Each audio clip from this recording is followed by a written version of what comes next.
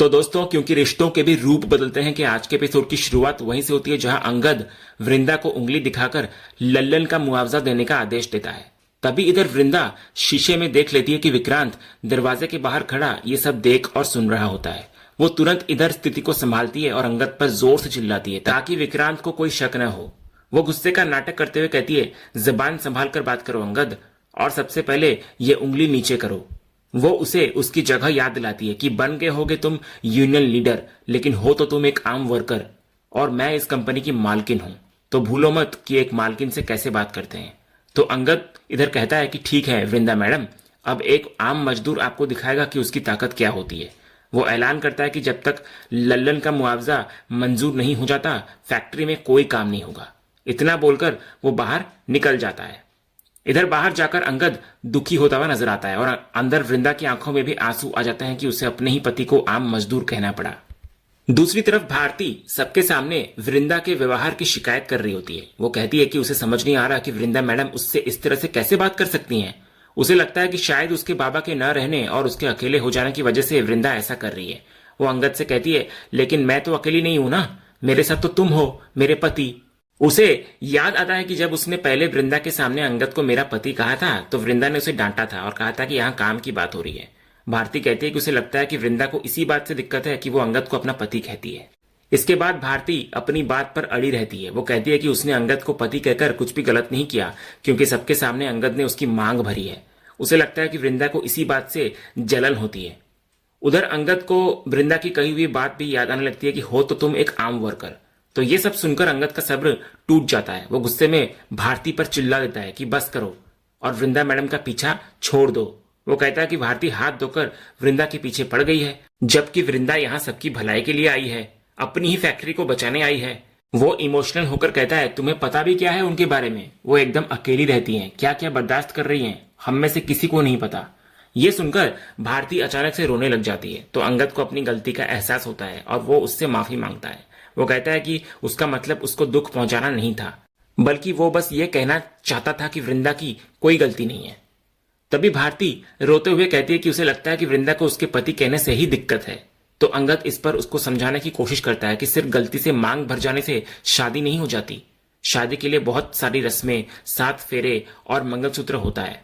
लेकिन भारती उसकी इस बात का गलत मतलब निकाल लेती है। वो कहती है, तो फिर करेंगे ना, सब कुछ करेंगे, हम पूरे विधि विधान से शादी करेंगे। ये सुनकर अंगद हैरान नजर आता है। वो मन में सोचता है कि ये लड़की तो समझने को तैयार ही नहीं है।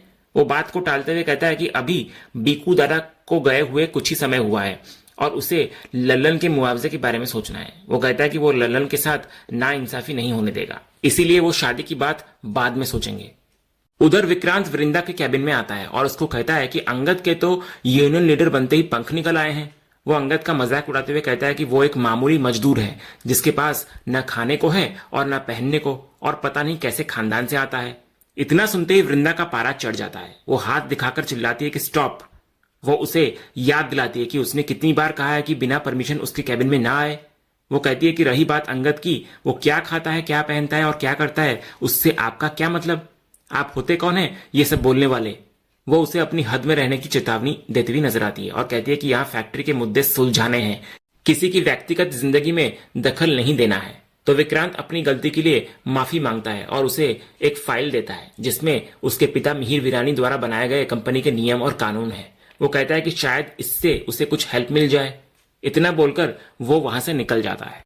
इधर विक्रांत के जाने के बाद वृंदा को भारती के कहे हुए शब्द याद आने लगते हैं कि इस बार आप गलत हैं और मेरे पति अंगद जो भी कह रहे हैं बिल्कुल सही कह रहे हैं। ये सब सोचकर कि कैसे भारती अंगद पर अपना हक जता रही थी, वृंदा की आंखों में आंसू आ जाते हैं। वो खुद को बहुत अकेला और हारा हुआ महसूस करती है। अगले सीन में वृंदा घर पर होती है। तभी उसको विक्रांत का फोन आता है। विक्रांत उसको बताता है कि फैक्ट्री में हड़ताल शुरू हो गई है और सुबह से कोई काम नहीं हुआ है।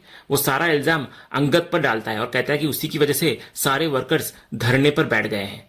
तो वृंदा को यह सोचकर झटका लगता है कि उसके आश्वासन के बावजूद वर्कर्स ने काम रोक दिया है और वो तुरंत फैक्ट्री के लिए निकलती है।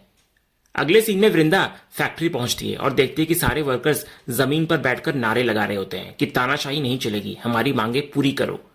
वो उन्हें शांत कराती है और सीधे अंगद से बात करती है। वो अंगद को उसके पिता मिहिर वीरानी की याद दिलाती है और उसे कंपनी के नियमों की फाइल देते हुए कहती है कि यह हड़ताल कंपनी की पॉलिसी के खिलाफ है। वो कहती है कि अगर वो इन नियमों को पढ़ेगा तो उसको पता चलेगा कि वो जो कर रहा है वो गलत है। तो अंगद उस फाइल को लेने से मना करता हुआ नजर आता है। वो कहता है कि उसे इसे पढ़ने की जरूरत नहीं है क्योंकि वो इसके हर एक पॉइंट को अच्छे से जानता है। इसके बाद जब वृंदा पूछती है कि अंगद कंपनी के नियमों को कैसे जानता है, तो अंगद इस पर उसे ताना मारता है। वो कहता है कि नियम कानून तो आप जैसे अमीर लोगों के घर पर बनते हैं, हम तो छोटे घर से आते हैं। वो कहता है कि उसने वृंदा को ये बात इसलिए कही क्योंकि उसने उस फाइल में लिखे नियमों को पहले ही पढ़ा हुआ है। तो वृंदा इस पर दोबारा उसको समझाने की कोशिश करती है कि हड़ताल करना कंपनी की पॉलिसी के खिलाफ है और इससे कंपनी के साथ साथ सभी वर्कर्स का भी नुकसान होगा। इस पर अंगद जवाब देता है कि क्या उन्हें लगता है कि ये छोटी सी बात वर्कर्स नहीं जानते। वो कहता है कि उन्हें भी हड़ताल करके कोई मजा नहीं आ रहा है। फिर वो सारी जिम्मेदारी वृंदा पर डालता हुआ नजर आता है और कहता है कि अगर वो चाहे तो इस हड़ताल को अभी के अभी रुकवा सकती है। वो उसे मालकिन कहकर संबोधित करता है और कहता है कि अब सब कुछ उसी के हाथ में है। तभी जब विक्रांत बीच में बोलने की कोशिश करता है तो अंगद उसको उंगली दिखाकर चुप रहने का इशारा करता है और कहता है कि वो मालकिन से बात कर रहा है, इसलिए वो बीच में न बोले। वृंदा भी विक्रांत को रोक देती है। इसके बाद अंगद दोबारा वृंदा से कहता है कि अगर वो चाहे तो ये हड़ताल अभी रोक सकती है। वो कहता है कि वृंदा अच्छे से जानती है कि ये हड़ताल कैसे रुकेगी। अंत में वो अपनी सीधी और स्पष्ट मांग रखता है कि लल्लन को उसकी पूरी लाइफ का मुआवजा दे दिया जाए और हड़ताल रुक जाएगी। तो इस पर वृंदा बोलती है कि उसने लल्लन के इलाज का पूरा खर्चा उठाने का वादा किया है और उसको सबसे अच्छे अस्पताल में भेजा जाएगा। तो अंगद कहता है कि यह काफी नहीं है, अब वृंदा को लल्लन की पूरी जिंदगी का ख्याल रखना होगा और ये तभी होगा जब उसे पूरी जिंदगी का मुआवजा मिलेगा। तो वृंदा कहती है कि यह कंपनी की पॉलिसी में नहीं है। तो अंगद कहता है तो पॉलिसी को बदल दीजिए मैडम। वो कहता है कि इंसानियत से बढ़कर कुछ नहीं होता। तो वृंदा कहती है कि यह इतना आसान नहीं है, इसके लिए बोर्ड मीटिंग और कई प्रक्रियाएं होती हैं जिसमें टाइम लगेगा। तो अंगद ताना मारते हुए कहता है कि उनके पास तो वक्त ही वक्त है क्योंकि फैक्ट्री में काम तो हो ही नहीं रहा।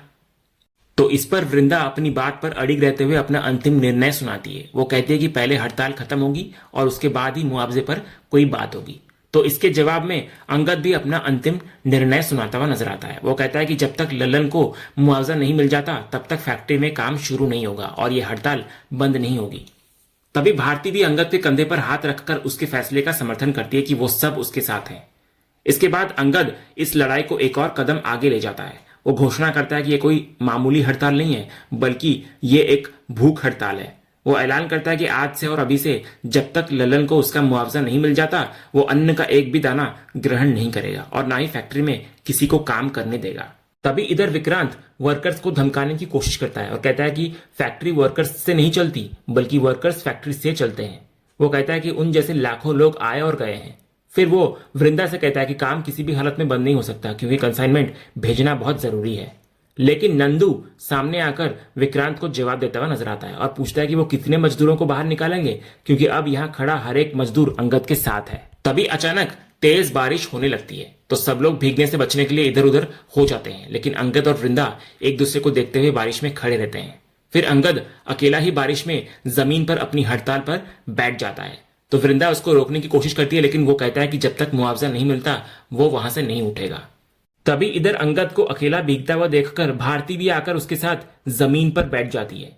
फिर उसको देखकर एक एक करके सारे वर्कर्स भी वापस आकर अंगद के साथ बारिश में बैठ जाते हैं और इधर वृंदा चाहकर भी कुछ नहीं कर पाती। वो सिर्फ बेबसी से अंगद और अपने हड़ताली वर्कर्स को देखती रह जाती है। और इसी सीन के साथ आज का यह एपिसोड यहीं पर खत्म होता है। तो दोस्तों आपको आज के एपिसोड का अपडेट कैसा लगा, अपनी राय हमें कमेंट बॉक्स में जरूर बताएं। अगर आपको आज का ये वीडियो पसंद आया हो तो वीडियो को लाइक और शेयर जरूर करें और ऐसे ही लेटेस्ट एपिसोड के अपडेट्स जानने के लिए हमारे इस चैनल को सब्सक्राइब करना ना भूलें और बेल आइकन को भी जरूर दबाएं। हम मिलेंगे अगले एपिसोड के अपडेट के साथ, तब तक के लिए धन्यवाद।